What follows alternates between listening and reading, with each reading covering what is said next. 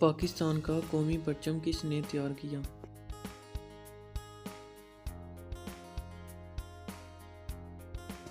अमीरुद्दीन खुदोई ने। उर्दू का मतलब क्या है?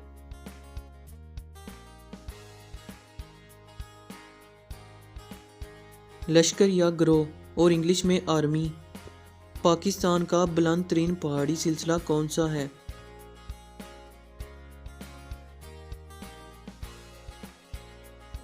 कराकरम। पाकिस्तान का सबसे बड़ा सिविल अवार्ड कौन सा है?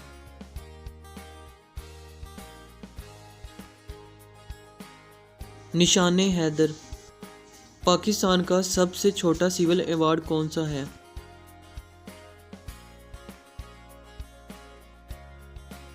तमगाए खिदमत। पाकिस्तान की सबसे बड़ी नहर कौन सी है?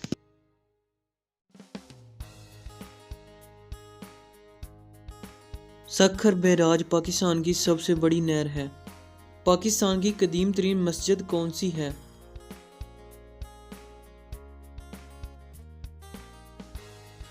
बनबूर मस्जिद।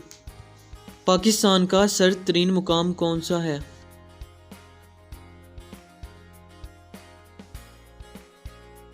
सकर्दू। पाकिस्तान का गर्म तरीन मुकाम कौन सा है?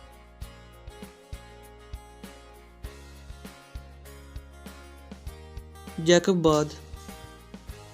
पाकिस्तानी कौमी तराने में लफ्ज़ पाकिस्तान कितनी बार इस्तेमाल हुआ है?